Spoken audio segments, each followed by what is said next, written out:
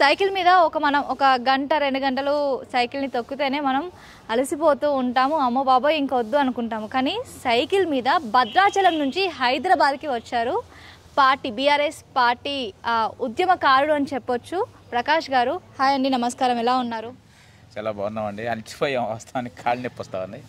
సరే, ఏదేమైనా కానీ ముందుగా మీడియా మిత్రులకి కృతజ్ఞతాభినందనలు తెలుపుతాను.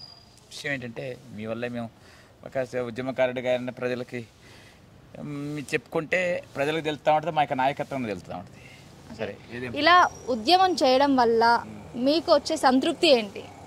అంటే కేసీఆర్ గారు మన యొక్క అందరికీ ఆపద్ బాంధవుడు. అంటే నేను కూడా రైతు బిడ్డనే, రైతు కుటుంబం జన్మించడం నేను కూడా కొద్దిగా వ్యవసాయం చేసుకుంటా.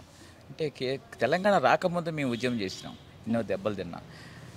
నేను కూడా జైలు పాలైన. విషయం ఏంటంటే, తెలంగాణ రాకముందు మన యొక్క రాష్ట్రం ఏ విధంగా ఉంది, వచ్చిన తర్వాత ఏ విధంగా ఉందని మనం చూసుకున్నట్టయితే, తెలంగాణ వచ్చిన తర్వాత 10 సంవత్సరాలు బీఆర్ఎస్ పార్టీ ప్రభుత్వం, టీఆర్ఎస్ పార్టీ ప్రభుత్వం ఎంతో ఘనంగా వెళ్ళింది. తర్వాత మరి ప్రజలు తిరస్కరించారనుకోండి, అదొక భాగం. ఏదేమైనా కానీ ఒక కార్యకర్తగా మరి ఈ విధంగా కేసీఆర్ గారి గుండెలను పెట్టుకొని మరి ప్రజలకు చేస్తున్నట్టు సేవను మేము కొనియాడుతూ ప్రజలకి ముందుకై వెళ్తూ ఉన్నాం. ఓకే, మీరు ఇలా ఇంత కష్టపడి బీఆర్ఎస్కి సపోర్ట్ చేయడానికి ప్రధాన కారణం ఏంటి? ఎందుకంటే చాలామంది ప్రజలు కూడా పోయినసారి ఎన్నికల్లో తిరస్కరణ కొంచెం గురైంది బీఆర్ఎస్ ప్రభుత్వం. సో దాని గురించి ఏం చెప్తారు? అంటే ప్రధాన కారణం ఏంటంటే, గతంలో తెలంగాణ రాకముందు ఏ విధంగా మరి ఉంది ప్రజలకు తెలుసు.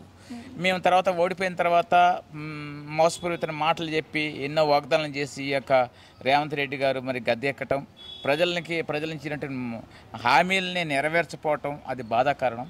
మేము కూడా సపోర్ట్ చేస్తాం, ప్రభుత్వం మంచిగా ఉంటే సపోర్ట్. ఈ రోజున మీరు చూడండి, ఆటో డ్రైవర్లు కానీ మరి మిగతా అనేక మంది ఇబ్బంది పడుతూ ఉన్నారు. ఆటో డ్రైవర్లు ముఖ్యంగా చూసుకున్నట్టయితే మరి కన్నీటి పరం అవుతూ ఉన్నారు. అంటే విషయం ఏంటంటే, ఈ విధంగా ఆటో డ్రైవర్ల యొక్క బతుకు మరి చిత్రంగా మారటం చాలా మరి బాధాకరం. నేను భద్రాచలం నుంచి సైకిల్ మీద వచ్చినప్పుడు ఆటో డ్రైవర్లు చాలా బాధపడతా ఉన్నారు. అన్న మరి ఈ విషయం కేటీఆర్కి ఒకసారి తెలుసా, నా కేటీఆర్ గారికి కేసీఆర్ గారికి మా బాధలు తెలుసు కదన్న చెప్పడం అంటే నాకు చాలా బాధ అనిపించింది. ఒక రైతు కుటుంబంలో జన్మించిన వ్యక్తి, కష్ట సుఖాలు తెలుసు. ఆటో డ్రైవర్లు పాపం ఫైనాన్సులు తీసుకొని కుటుంబాన్ని నెట్టుకుని మరి అద్దెలు కట్టుకుంటూ ఈ విధంగా మరి ఎంతో ఇబ్బంది పడిన సందర్భాల్లో మేము చూడటం జరిగింది ఆటో డ్రైవర్ని. ఓకే, ఇప్పుడు మీరు భద్రాచలం నుంచి హైదరాబాద్కి సైకిల్ మీద రావడానికి గల కారణం ఏంటి? కారణం ఏంటంటే, మా యొక్క బీఆర్ఎస్ పార్టీ అభ్యర్థి మరి సునీత గారు గెలుపు కోసమే ఇక్కడ రావటం జరిగింది. అన్నగారు చనిపోవటం చాలా బాధాకరం. ఏనా కానీ మరి దీవించి ఆమె చీట్ ఇవ్వటం, ఆమె దీవెనలతో ఈ యొక్క మరి నియోజకవర్గం మరి సస్యశ్యామలుగా ఉండాలని కోరుతూ ఆమె గెలుపు కోసమే రావటం జరిగింది. ఓకే, ఎప్పుడు బయలుదేరారు మీరు? నేను 19వ తారీఖున బయలుదేరానండి. నిన్నటి దినాన్ని రావడం జరిగింది. 19వ తారీఖున బయలుదేరి భద్ర ఎన్నో ఆటంకాల మధ్య వర్షం కలిసింది. ఏదేమైనా కానీ కష్టంగా వచ్చా. ఏంటంటే ఒక కసిగా ఒక బీఆర్ఎస్ పార్టీ అభ్యర్థిని గెలిపించే ఉద్దేశంతో ఒక కసిగా పార్టీ నాకేం చేసింది కాదు, అక్కడ పార్టీకి నేనేం చేశాను. ఇంకోసారి చెప్తాను, ప్రతి కార్యకర్తగా నాయకులకు కానీ పార్టీకి మనం ఏం చేశాం, పార్టీ నాకేం చేసింది కదా. ఉద్యమకారు నాకు వాస్తవానికి భద్రాచలం కూడా ఇల్లు కూడా గ్రామీణ ఇల్లు కూడా లేదు. నాకంటే పేదవాళ్ళకి ఇల్లు ఇచ్చారు, పేదవాళ్ళు ఆ సంతోషం, సాటిస్ఫాక్షన్. విషయం నేను కూడా డిగ్రీ చదువుకున్నా, నాకంటే పేదవాళ్ళకి ఇచ్చారు కదా, సంతోషకరం. సరే, పార్టీ తర్వాత ఆలోచిస్తుంది, తర్వాత ఇంకా అది విషయం. నాకంటే పేదవాళ్ళకి డబుల్ బెడ్రూమ్ అన్నాడు ఇవ్వటం జరుగుతుంది. మొన్న కూడా మరి భద్రాచలం నియోజకవర్గంలో మా యొక్క వెంకటరావు గారిని గెలుపు కోసమై నక్సలైట్ల మధ్య నన్ను నక్సలైట్లు లోనకి పిలిచినప్పుడు ఇదే చెప్పిన, జీవితకాలం ఉన్నంతకాలం బీఆర్ఎస్ పార్టీ ఉన్నంతకాలం మాకు గుండెల్లో ఉంటుంది తప్ప మీ పార్టీలో మేము జాయిన్ అవుతుంది కష్టం, దయచేసి అది మీరు చంపినా పర్లా అని నక్సలైట్లు కూడా చెప్పడం జరిగింది. ఓకే, చెప్పండి. ఇప్పుడు మీరు అన్నారు పార్టీ మనకేం చేసింది కాదు, పార్టీకి మనమేం చేసామన్నది ముఖ్యమని మీరు అన్నారు. ఒక అభిమానిగా, ఉద్యమకారునిగా పార్టీకి సపోర్ట్ చేయడం మీ వరకు అది కరెక్టే కావచ్చు. కానీ ప్రజలందరూ కూడా సమాజం అంటే ప్రజలకి ఎంత మేలు జరుగుతుంది ఈ నాయకులు కానీ నాయకురాలు కానీ వస్తే అనేది చూస్తారు. సో ప్రజలకి ఎలాంటి మేలు చేకూరుతుంది ఒకవేళ బీఆర్ఎస్ కనుక వస్తే? సరే, మేలు తప్పనిసరి జరుగుతుంది ప్రజలకు. ఒకటి కాన్సెప్ట్ ఏంటంటే, నా కాన్సెప్ట్ ఏంటంటే, ప్రజలకు కావాల్సింది విద్య, వైద్యం, మోస్ట్ ఇంపార్టెంట్. అది కావాలా, ఇది కావాలా, అది పెంచాలి, ఇది రాష్ట్రం ఆగమైపోద్ది, అప్పుల పాలవుతాం. నేను కోరేది ఏంటంటే, విద్య మీద పెట్టండి, ప్లస్ మరి వైద్యం మీద పెట్టండి. విద్య మీద వైద్యం మీద ఎక్కువ పెడితే మన యొక్క దేశం మన యొక్క రాష్ట్రం ఇంకా సస్యశ్యామలంగా ఉంటుంది. ప్లస్ రైతులకు కూడా మేలు చేయాలి. ఈ 3 కాన్సెప్ట్ మీద ఉంటే రాష్ట్రం ఇంకా సస్యశ్యామలంగా ఉంటుంది. సరే పింక్స్ అనేది 3,000 నుంచి 10,000 పెంచు, 2,000 మా కేసీఆర్ గారు 2,000 పెంచుతా 4,000 పెంచడం, సరే ఆడవాళ్ళకి ఇద్దరికి ఇస్తా, భార్య భర్తకి ఇవ్వటం అంటే ఎందుకు ఈ మోసపూరితమైన మాటలు చెప్పడం? అది కరెక్ట్ కాదు కదా. బస్సు ఇవ్వటం, బస్సులు ఉంటే ఆడవాళ్ళకి ఫ్రీ ఇవ్వటం, ఛార్జీలు పెంచేయటం అది కరెక్ట్ కాదు. విషయం ఏంటంటే నా భార్య కూడా మనం కోపగించి 2 పత ఇంటికి పోతా ఉంది, మరి ఉచిత బస్సే కదా ఇంటికి ఉరకటం అది కరెక్ట్ కాదంటే అది ఉదాహరణ. విషయం ఏంటంటే తప్పనిసరిగా ఏంటంటే ప్రజలకి మేలు చేసే కార్యక్రమం చేయాలి. ఒక విద్య మీద, వైద్యం మీద, రైతుల మీద పెట్టండి. అది కావాలి ఇది కావాలి పెంచేసుకోవటం, అది పెంచుకోవటం ఎవడు చెప్పిండు మీకు? అంటే విద్య మీద, వైద్యం మీద, రైతుల మీద అభివృద్ధి పథకాలు కేసీఆర్ పెట్టారు అనేసి మీరు అంటారా? అవునండి. విద్య మీద, వైద్యం మీద ఇప్పుడు మీరు చూసుకున్నట్టయితే మెడికల్ కాలేజ్ చాలా మెడికల్ కాలేజ్ మా ప్రభుత్వం ఉన్నప్పుడు మెడికల్ కాలేజ్ చేయడం జరిగింది. మొన్నటి దిన చూశాను నేను. మరి బీద విద్యార్థులని మరి ఆదుకొని 110 మంది పైనే మరి నిన్న టెతస్కోపులు స్పాన్సర్ చేయడం జరిగింది మన కేటీఆర్ గారు. విషయం ఏంటంటే ఆ విధంగా ఆయన సహకారంతో ఈ విధంగా డాక్టర్లు అయ్యారంటే అది ఒక బ్రహ్మాండమైన మేలే కదా అని నేను కోరుతా ఉన్నాను.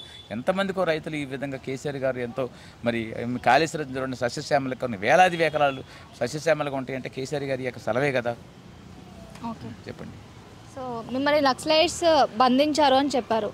ఏ కారణం చేత బంధించారు? అసలు ఎప్పుడు జరిగింది ఇది? అంటే ఎన్నికల మన అసెంబ్లీ జరిగినప్పుడు నేను పిఆర్ఎస్ ఇదే సైకిల్ మీద అవేర్నెస్ చేసే సందర్భాల్లో మరి భద్రాచలం నియోజకవర్గం చెర్ల అడవి ప్రాంతం ఉంటుంది, అక్కడికి వెళ్ళి ప్రచారం మా యొక్క అభ్యర్థి వెళ్ళినప్పుడు అక్కడ నక్సలైట్లు తీసుకెళ్ళటం, అక్కడ మరి నన్ను బంధించటం, ఈ యొక్క తప్పనిసరిగా మీరు ఎందుకు ఈ విధంగా పార్టీ మరి కష్టపడతా ఉన్నారు, మీరు ఎందుకు ఇలా చేస్తున్నారంటే ఒకటే చెప్పిన, ప్రజలకి మేలు చేసే కార్యక్రమం చేస్తుంది బీఆర్ఎస్ పార్టీ.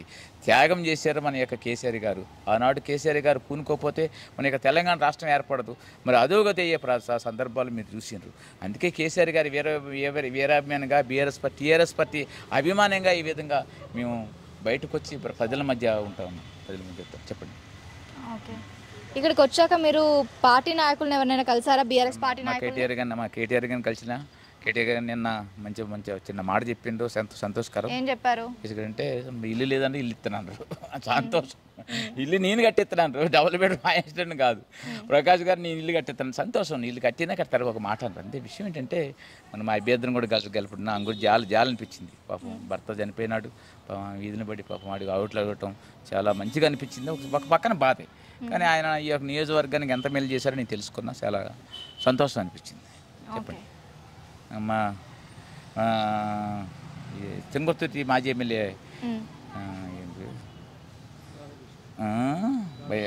కాదు తుంగతుర్తి ఎమ్మెల్యే గారిని కలిశాను. మాకు ఎమ్మెల్యే అయ్యే ప్రాంతం కలుస్తూ ఉంటారు, వాళ్ళని కూడా యొక్క దీవులతో మా యొక్క సైకిల్ ఎత్తా కొనసాగుతూ ఉంటాం. చెప్పండి. మీకు అలసట అనిపించదా? అలసట వస్తూ ఉంటుంది, రెస్ట్ తీసుకుంటా ఉంటాం, సైకిల్ నడుతూనే ఉంటుంది, స్పీచ్ ఇస్తూ ఉంటాం, ఫ్లూట్ మీద పాటలు పాడుతూ ఉంటాం. ఫ్లూట్ కళాకారుని సపోర్ట్ చేసేదేమో కారు గుర్తుకి, కానీ సైకిల్ గుర్తుని ఎక్కువ వాడుతున్నాను. సైకిల్ గుర్తు సైకిలే. మరి పోవాలంటే ఎట్ట పోవాలి? నాకు కారు లేదు, పేదవాడిని నేను కారు కొనుక్కోలేను కదా. నాకు కష్టమే సైకిల్, కష్టమే సైకిల్ మీద.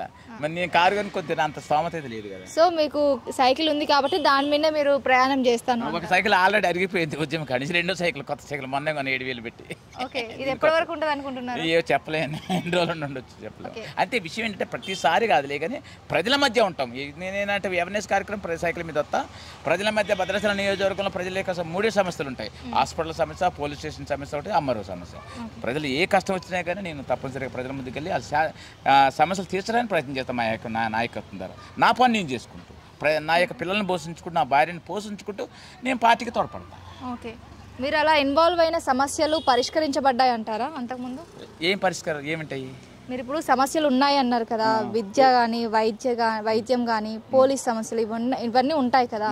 ఇలాంటి సమస్యలు బీఆర్ఎస్ నాయకత్వంలో ఉన్నప్పుడు పరిష్కరించబడ్డాయి అంటున్నారు? పరిష్కరించబడ్డాయి తప్పనిసరిగా. ఏంటంటే మేము మా యొక్క నాయకత్వాన్ని తీసుకెళ్తాం, మా యొక్క నియోజకవర్గం పెద్దవాళ్ళకి నా పరిధిలో నేను చేస్తా. ఏమంటే సమస్యలు ఉంటే తప్పనిసరిగా ప్రజలు మా యొక్క నాయకత్వం తీర్చడానికి 100% సహకరించింది. ఓకే, చిన్న ఉదాహరణ చెప్తా. భద్రాచలం గవర్నమెంట్ హాస్పిటల్లో ఆయన 28 సంవత్సరాలు చనిపోయినాడు. పిన్ వచ్చింది పాపం, చనిపోయినాడు. శవం హాస్పిటల్లో ఉంది. ఆమె వెళ్ళిపోయింది పాపం. వెళ్ళిపోయి మళ్ళీ ఆ శవాన్ని తీసుకెళ్ళటానికి డబ్బులు లేవు. నాకు తెలిసింది ఆమె వచ్చింది, నాకు తెలిసింది. వచ్చి నేను శవాలను కూడా తీసుకెళ్ళాను. ఇంకా అంటే ఎంఆర్ఓతో మాట్లాడి డిపార్ట్మెంట్తో సిఐ గారితో మాట్లాడి అక్కడ ఈఓతో మాట్లాడి నా డబ్బులతోనే నేను దాన సంస్కారం చేసింది. రెండే విషయం అంటే కరోనా అప్పుడు ఇదే సైకిల్ మీద పాత సైకిల్ కరోనా మీద అవేర్నెస్ 3800 కిలోమీటర్ సైకిల్ మీద అవేర్నెస్ చేయడం జరిగింది. అంటే జిల్లా మొత్తం నాకు సర్టిఫికెట్లు ఉన్నాయి. సోషల్ అవేర్నెస్ కార్యక్రమం చాలా చేస్తూ ఉంటా. సరే చెప్పాలని సుమారుగా అరగంట పట్టింది. సరే టైం లేదు కాబట్టి నేను ఇచ్చిన గొప్పతనం దేవుడి తర్వాత కేసీఆర్ గారు, నా యొక్క బీఆర్ఎస్ పార్టీ. అది ఇంత అభిమానం మీకు ఎప్పటి నుంచి స్టార్ట్ అయింది? తెలంగాణ ఉద్యమం దగ్గర నుంచి అప్పటి నుంచి స్టార్ట్ అయింది. ఈ యొక్క అభిమానం తెలంగాణ ఉద్యమం దగ్గర నుంచి స్టార్ట్ అయింది. థ్యాంక్ యూ అండి. వెల్కమ్. Thank you.